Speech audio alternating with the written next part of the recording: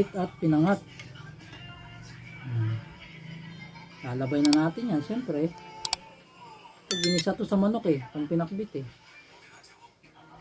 Alam na po natin yan, pag bidang bida ang sarap guys.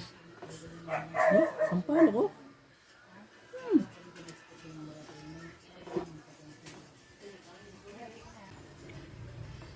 Inabay na natin.